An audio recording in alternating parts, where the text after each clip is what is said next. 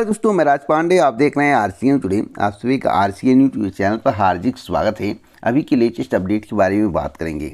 लगातार इस चैनल के माध्यम से आपको सबसे ऑथेंटिक जानकारी देने का प्रयास किया जाता है। वही जानकारी दी जाती है जो पूर्ण सत्य होता है। खबरों की तह तक जाता हूँ, कोई भी खबर हो सबसे पहले मैं आप तक पहुँचाता हूँ। तो इस वीडियो को लाइक शेयर कर दें, चैनल को सब्सक्राइब कर लें, क्योंकि आज की इस वीडियो में आपको नई खबर देखने को मिलेगी। बहुत ही ज़बरदस्त खबर देखने को मिलेगी। तो पहली खबर के बारे में जान लेते हैं। पहली खबर है मुफ्त राशन को लेकर। जब मुफ्त राशन खाने की आदत पड़ जाए तो आपको कोई कुछ भी कह के जा सकता है, क्योंकि आप मुफ्त राशन में अंधभक्त हो चुके हैं। सभी की बात मैं नहीं कर रहा हूँ, कुछ लोग पेवर अंधभक्त हैं, उसी पर वोट मिलता है, ऐसा कुछ लोगों का कहना भी है। तो मुफ्त राशन पर भाजपा का खाओगे और दोगे किसी और को। थाने के अनुसूचित जाति के चौकीदार को तहसीलदार की सुरक्षा में तैनात होमगार्ड ने तहसील में ही सड़क पर रगड़ कर पीटा, गिरा कर पीटा। आप यहां पर देख सकते हैं। मुफ्त राशन भाजपा का खाओगे और दोगे किसी और को।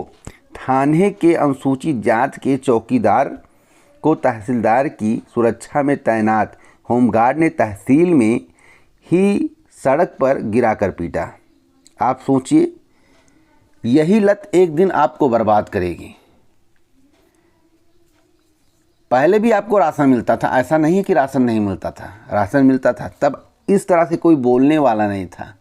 जब आप राशन के लिए इतने मुग्ध हो जाओगे और जपनों करोगे, तो यही स्थिति आपकी होगी।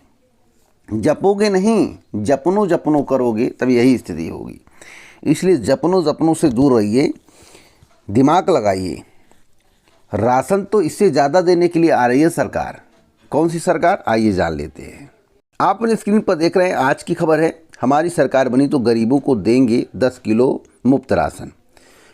कांग्रेस ने ऐलान कर दिया है, अगर केंद्र में कांग्रेस की सरकार आती है, और पहले भी कांग्रेस राज्य में जो है राशन मिलते थे, ऐसा नहीं है नहीं मिलता था।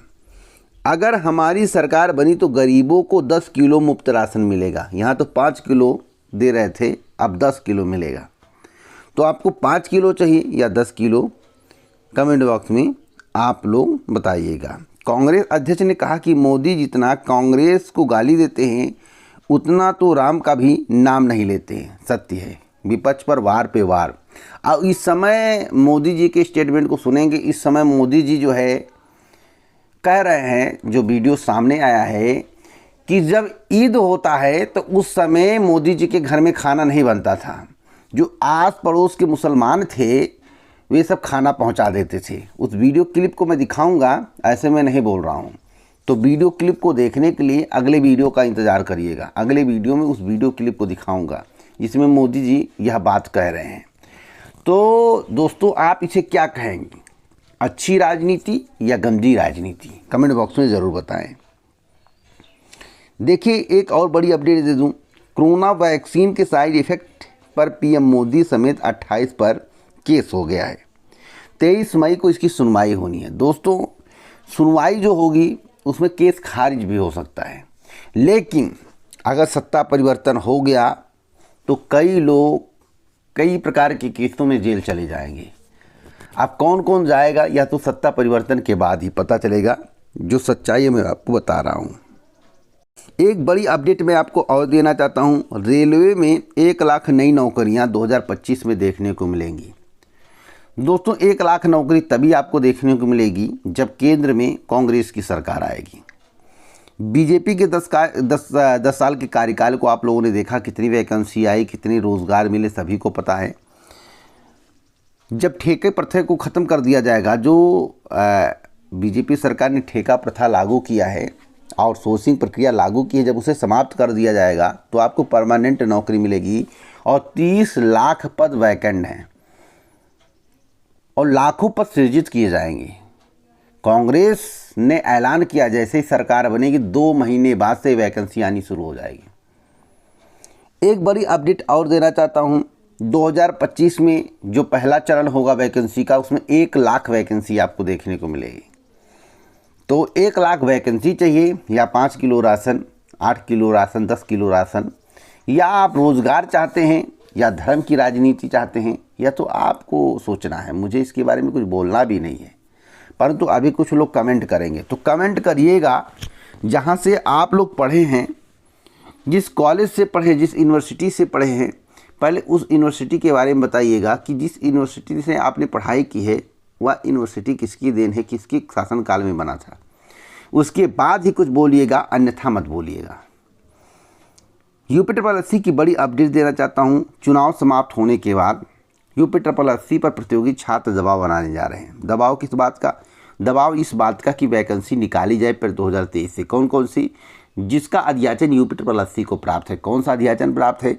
तो लोअर PCS का अध्याचन प्राप्त है, BDO भर्ती का अध्याचन प्राप्त है, विभिन्न भर्तियों का अध्याचन प्राप्त है। इन सब भर्तियों का विज्ञापन जारी हो, इसके लिए प्रतियोगी छात्र आयोग पर प्रदर्शन भी कर सकते हैं, आयोग से मांग भी कर सकते हैं, दबाव बना सकते हैं। एक बड़ी अपडेट मैं आपको और देना चाहता हूं, जिसके संबंध में आपको जानकारी होना आवश्यक है। बीजेपी को 3 राज्यों में बड़ा झटका मिलने वाला है। बातें गलत निकले तब कहिएगा। पहला राज्य होगा बिहार। बिहार में बीजेपी को बड़ा झटका मिलेगा, सीटें कम होंगी, और जब सीटें कम होती रहेंगी, बढ़ेंगी नहीं तो 400 पार का नारा कैसे साकार होगा। बिहार में सीटें कम होंगी, अच्छी खासी सीटें कम होंगी। उत्तर प्रदेश में सीटें कम होंगी, अच्छी खासी कम होंगी। महाराष्ट्र में सीटें कम होंगी, अच्छी खासी कम होंगी। दक्षिण भारत की बात ही ना करें। दक्षिण भारत में तो सोपड़ा कई राज्यों में साफ हो सकता है, कई राज्यों में खाता खुल सकता है, कई राज्यों में खाता भी नहीं खुल सकता। दक्षिण भारत की बात नहीं है। यूपी, बिहार और महाराष्ट्र में बीजेपी को तगड़ा झटका लगने की संभावना है। कितनी सीटें कम हो सकती हैं, क्या अनुमान है? तो उत्तर प्रदेश में 50-50 का आंकड़ा हो सकता है। उत्तर प्रदेश में 50-50 का आंकड़ा हो सकता है, कंफर्म नहीं है। जो भी लड़ाई होगी बड़े कांटे की होगी, और देखिएगा मार्जिन बहुत कम होगा। काउंटिंग भी रोकी जा सकती है। कई लोग मान रहे हैं कि काउंटिंग भी रोक दी जा सकती है अगर ऐसा कुछ हलचल दिखा कि बीजेपी सत्ता से जा रही है। अब भाई इसमें कितनी सत्यता है इसकी पुष्टि मैं नहीं करता हूँ, लेकिन ऐसा कई लोगों का कहना है। तो बिहार, उत्तर प्रदेश और महाराष्ट्र 3 ऐसे राज्य हैं जहाँ पर बीजेपी को झटका लगेगा। बिहार में भी सीटें बहुत कम हो जाएंगी, उत्तर प्रदेश में सीटें बहुत कम हो जाएंगी, और महाराष्ट्र में। मध्य प्रदेश में भी कांटे की टक्कर है, और हरियाणा में सीटें कम होंगी, पंजाब में सीटें कम होंगी। कई ऐसे राज्य हैं जहां पर बीजेपी की सीटें कम होने जा रही हैं। तो आप लोग बताइए कि मेरा जो सर्वे है और जिन राज्यों का मैं नाम ले रहा हूं, क्या उस राज्य में सीटें कम होंगी? आपकी क्या राय है? कमेंट बॉक्स में ज़रूर बताएं। वीडियो को शेयर कर लाइक करें। पूरा वीडियो सुनने के लिए दिल से धन्यवाद।